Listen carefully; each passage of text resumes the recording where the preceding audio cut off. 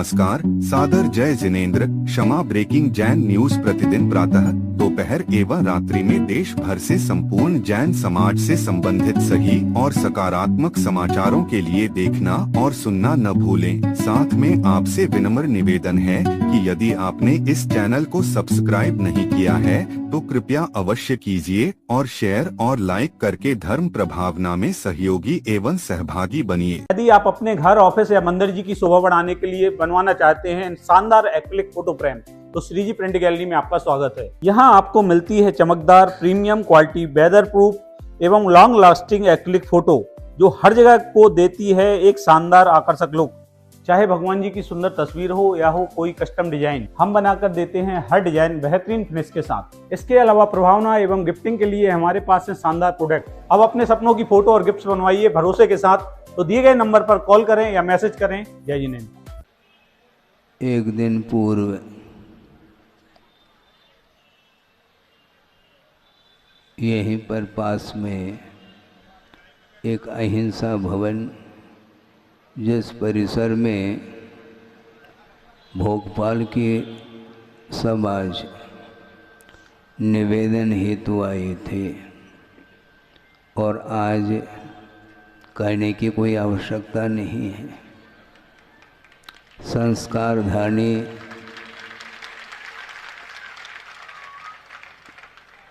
जिन्हें गुरुदेव ने संस्कारित किया है, लगभग गुरुदेव का प्रवास, अधिकतम प्रवास बुंदेलखंड को मिला है, और उसमें 2 संभाग हैं, एक सागर संभाग और जबलपुर संभाग, दोनों को मिला है। अभी भी प्यास बुझी नहीं ऐसा लग रहा है, और प्यास तो कभी बुझती है नहीं, और बुझना भी नहीं चाहिए। हाँ। और आप लोगों ने गुरुदेव के आशीर्वाद से, उनके मंगल आशीष से, जो जबलपुर में एक विशाल जनालय का निर्माण करने का जो संकल्प किया है, उस संकल्प को पूर्ण करना है, ये भी ध्यान रखें। आप लोग 2025 का चातुर्मास हुआ ऐसा आपने कहा है, मुझे ज्ञात है। मैंने चातुर्मास नहीं किया, ग्रीष्मकालीन और वर्षा युग दोनों किए हैं, ये ध्यान रखो। आप भूल जाते हैं। लगभग 6-6.5 महीने तक वहाँ पर प्रवास रहा है, और आप लोगों ने नैमित्तिक जो कार्यक्रम होते हैं, पर्व आदि को लेकर के निरंतर धर्म लाभ लिया है। बड़े उत्साह के साथ गुरुदेव के प्रति जो समर्पण भाव देखते ही बनता है। और आप लोग जो कुछ भी शेष जीवन है, इस जीवन में जो भी गुरुदेव के जहाँ जहाँ उनके प्रकल्प हैं, उनको पूर्ण करने का संकल्प जैन समाज को लेना है, जिसमें जबलपुर तो अग्रणी रहेगा, और युवा वर्ग को भी साथ में ले लेना चाहिए। आप लोग बुजुर्ग हुए हैं, काफ़ी अनुभव आपने लिया है गुरुदेव के सानिध्य के माध्यम से, और आगे आने वाली जो पीढ़ी है, युवा पीढ़ी, उनके लिए भी प्रोत्साहित करें, और अतिशीघ्र उस जनालय को साकार रूप देने का प्रयास आप लोगों को करना है। प्रवचन तो सुनते ही रहते हैं, सुनना भी चाहिए, लेकिन गुरुदेव का जो लक्ष्य, उनकी जो भावना, उनकी जो मनसा, उसको पूर्ण कर लेना चाहिए। और शुभस्य शीघ्रम वाली बात है। वहाँ पर कार्य चल रहा है, विधिवत चल रहा है, लेकिन स्पीड कितनी है, गति कितनी है, वह ज्ञात नहीं हो पा रहा है। कई लोग कहते हैं महाराज बहुत अच्छी स्पीड से गाड़ी चल रही है। अच्छा, स्पीड से गाड़ी चल रही है, आप बोल रहे हैं क्या वाकई में स्पीड है? स्पीड लाना चाहिए, क्योंकि बहुत बृहद कार्य है ये, छोटा मोटा कोई कार्य नहीं। वहाँ पर पूर्णायु का भी एक बहुत बड़ा प्रकल्प वहाँ पर है, उसको भी आप लोगों के द्वारा ही वह पूर्ण होना है, और एक विशाल जनालय का निर्माण भी होना है। ये सारा कार्य आप लोगों के कंधों पर दिया है भार गुरुदेव ने, और कहा है कि जल्दी से जल्दी पूर्ण कर लेना चाहिए।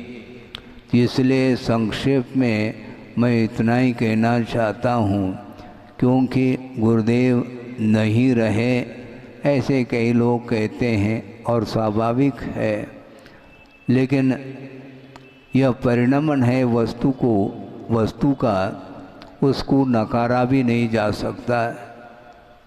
और गुरु का वियोग शोक के लिए कारण तो बनता ही है, लेकिन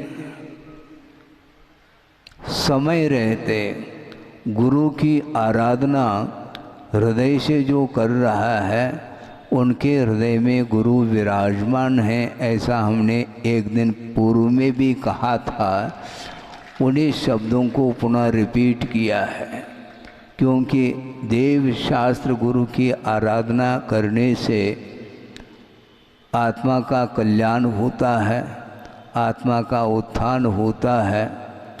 पतित से पतित भी जीवन क्यों न हो, देव गुरु शास्त्र के माध्यम से वह पावन बनता ही है। यह एक विश्वास का विषय है, और विश्वास के बिना कोई भी कार्य नहीं होता है, चाहे वह लौकिक कार्य हो अथवा परमार्थ संबंधी कार्य हो। प्रत्येक कार्य करने के पूर्व में विश्वास को स्थान दिया जाता है। बिना विश्वास के कोई कार्य नहीं होता है। कोई रुग्ण व्यक्ति है और वह डॉक्टर के पास पहुंचा है और अपनी वेदना को सामने रखी है उसने, और डॉक्टर ने जो भी परीक्षण करके जो औषधि दी है, उस औषधि को विश्वास के साथ उसको लेता है। तो आप क्या करना चाहो बोलो? निवेदन तो आप लोग कर रहे हैं, निवेदन आवेदन प्रार्थना ये तो सुनी जाती है। महाराज आपने आशीर्वाद दे दिया, बिल्कुल दिया, इसमें क्या दिक्कत है? आशीर्वाद तो देती है, नमोस्तु करेगा तो आशीर्वाद तो मिलेगा। ये नमोस्तु का आशीर्वाद है, और आपकी जो भावना है वह भावना अपनी जगह है, क्योंकि रिमोट कंट्रोल है गुरुदेव का। जहाँ पर उनका आशीर्वाद होगा वहाँ पर निश्चित रूप से वर्षा योग संपन्न होगा। आपकी भावना इसी प्रकार भोपाल वालों की भावना भी रही है, इसी प्रकार और भी जगह जगह से जो समाज आ रही है अपनी प्रार्थना को लेकर के, निवेदन को लेकर के आ रही है कि चातुर्मास आपका चातुर्मास हमारे यहाँ हो, हमारे इत हो। यहाँ वाले भी लगे हैं, यहाँ पर भी 2-2.5 महीने व्यतीत हुए हैं, अभी इनकी प्यास भी समाप्त नहीं हुई है, ध्यान रखो। हाँ, क्योंकि सामने शांतिनाथ भगवान भी खड़े हैं। हाँ, और नाम लेने में क्या दिक्कत है? नहीं, शांतिनाथ भगवान का स्मरण करने से जब शांति मिलती है तो कोई बाधा थोड़ी इसमें। लेकिन इसका अर्थ ये नहीं कि हमने कोई तय किया हो, तय कुछ होता नहीं। समय पर गुरुदेव के आशीर्वाद के माध्यम से सब कुछ कार्य होंगे। मैं निर्विकल्प रहता हूँ, समय पर जो भी कार्य होता है वो होता रहता है और समय के पहले कुछ भी नहीं होता है। इसलिए निरंतर भावना बनी रहे। धर्म की आराधना कहीं भी रह कर के करो, किंतु धर्म की आराधना होनी चाहिए। आप जबलपुर में करो या कहीं अन्यत्र करो। अभी तो निवेदन करते हैं महाराज जबलपुर, और मान लो वहाँ पहुँच गए, मान लो का हमने ये ध्यान रखो, मान लो पहुँच गए तो महाराज संगम कॉलोनी, महाराज अग्रवाल कॉलोनी, महाराज हनुमान ताल, ये सब ताल अलग अलग हैं। सबके तर्ज यानी ताल होता है, वहाँ पर तालाब का नाम है हनुमान ताल। लाडगंज हैं, कमानिया, ये सब हैं, अपनी जगह हैं, किंतु सामान्य की ओर दृष्टि जाती है तो जबलपुर पूरा आ जाता है। इसलिए सबके निवेदन को हमने सुन लिया है, किंतु सबका अपना अपना क्या कहूँगे, सबके भाव लगे हुए हैं। बाजार में पहुँचे हैं तो अलग अलग दुकान लगी हुई है, सबके भाव अलग अलग होते हैं। किसका भाग्य खुलता है क्या है ये अलग विषय, किंतु ये हमेशा ध्यान रखें कि गुरुदेव ने अकेले होकर के आत्म साधना के साथ उन्होंने जो विश्व को दिशा निर्देशन दिया है वह अद्भुत है, न भूतो न भविष्यति वाली बात है। सोचना चाहिए कितनी उनकी विशाल दृष्टि होगी, कितना विराट उनका सोच विचार होगा। वहाँ तक पहुँचना संभव नहीं है। हमारे विचार समाप्त हो जाते हैं, उनके विचार प्रारंभ होते हैं, ये ध्यान रखो। हम अपने अपने बात को सामने रखना चाहते हैं, रखना भी चाहिए, किंतु विश्व की ओर उनकी दृष्टि जाती है, प्राणी मात्र की ओर उनकी दृष्टि जाती है। चाहे जैन समाज हो, चाहे जैनेतर बंधु हों, कोई भी बंधु हों, उनकी दृष्टि में बंधु हैं, ये ध्यान रखो। उन्होंने कोई पक्षपात नहीं किया, बल्कि प्रवचन के दौरान उन्होंने एक बात कही है, वो बहुत अनोखी बात है। वो ये है, तत्वार्थ सूत्र की रचना आचार्य उमा स्वामी महाराज ने की है, और उसमें एक सूत्र आता है, बहुत मार्मिक सूत्र है। वह सूत्र ये है कि परस्परोपग्रहो जीवानाम, सुन रहे हैं आप, जैना नाम नहीं,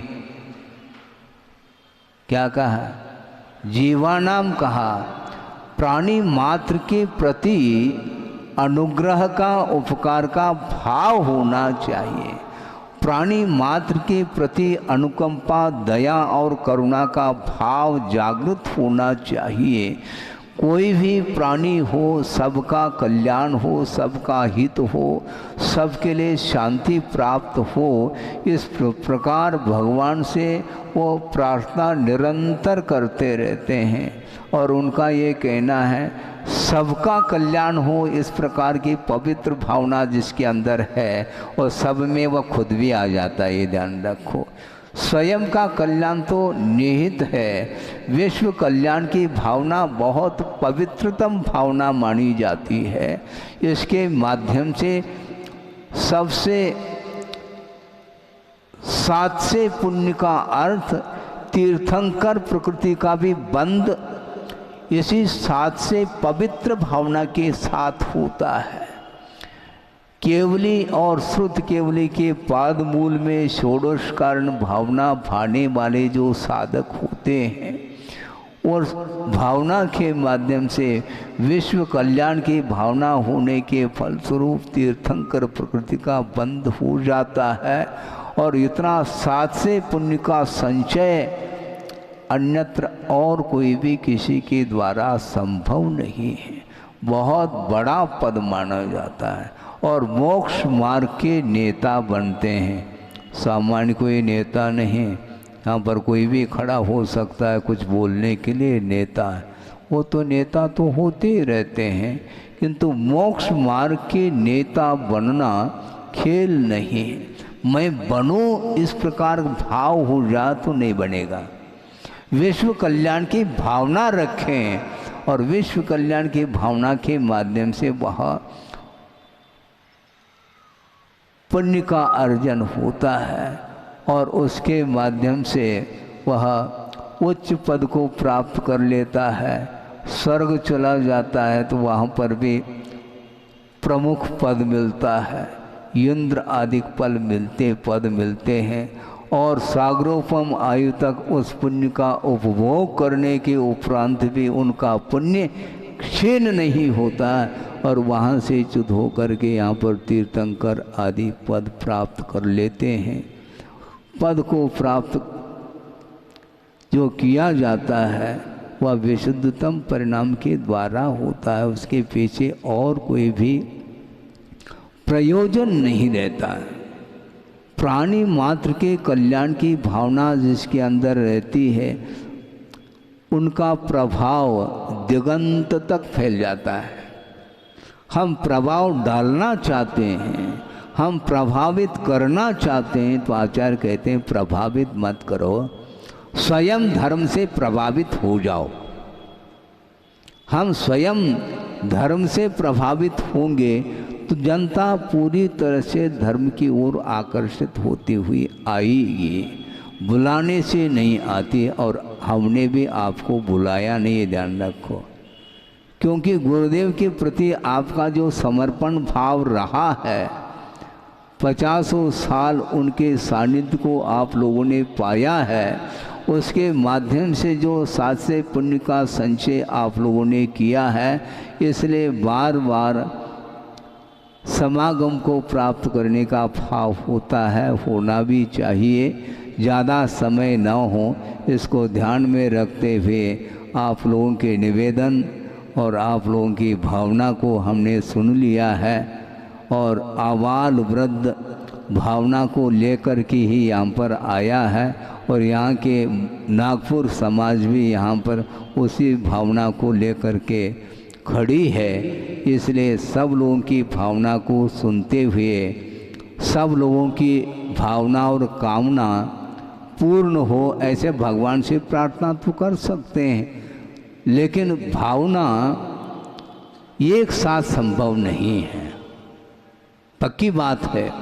एक तीर्थंकर है जिन्हें अभी केवल ज्ञान नहीं हुआ है और छद्मस्त काल में दीक्षित होने के उपरांत समझ गए क्या नहीं, आहारचर्या को संपन्न करने के लिए आपके आंगन तक आते हैं और बहुत सारी कतार लगी हुई है दातारों की और नवदा भक्ति पूर्वक आहार देने का भाव प्रत्येक दाता के भीतर रहता है, लेकिन सबको संतुष्ट कर सकते हैं। तीर्थंकर होने वाले हैं वो भी एक समय में एक दिन में एक ही दाता को संतुष्ट कर पाएंगे। उसी प्रकार यहाँ की बात है, एक साथ न सागर वालों को संतुष्ट कर पाएंगे, न जबलपुर वालों को, न भोपाल वालों को, न इंदौर वालों को, न नागपुर वालों को। कैसे कर पाएंगे? संभव नहीं। भावना के माध्यम से ये कार्य चलता है। निरंतर प्रभु से प्रार्थना करो कि जल्दी से जल्दी हमारा आत्मा का कल्याण हो। इस उद्देश्य को लेकर के सारे धार्मिक आयोजन होते हैं और समय समय पर आप जहाँ पर भी आप रहें वहाँ पर प्रभु और गुरु की आराधना करते हुए अपने परिणामों को पवित्रतम बनाने का पुरुषार्थ करते हैं। तो निश्चित रूप से जो आप लोगों की मांग क्या है? जबलपुर सुनो तो जबलपुर ये सब भूल जाओ। यदि मोक्ष जाना चाहते हो तो कहीं से भी आप जा सकते हैं, वहाँ पर क्षेत्र विशेष की कोई आवश्यकता नहीं है। आपको कहाँ जाना है? एक व्यक्ति भी नहीं बोल रहा मुझे मोक्ष जाना है, लेकिन मैं तो बोल रहा हूँ मुझे तो मोक्ष जाना है। जबलपुर तो बाद की बात है। सबका लक्ष्य यही होता है, होना चाहिए, क्योंकि अनंत काल से संसार में परिभ्रमण हो रहा है। इस परिभ्रमण को रोकने के लिए ही अच्छे विशाल पैमाने में जो भी आयोजनाएं धार्मिक होती हैं वह निरंतर होती रहे और उसके माध्यम से सबका कल्याण हो, इस पवित्र भावना के साथ अहिंसा परमो धर्म की जय।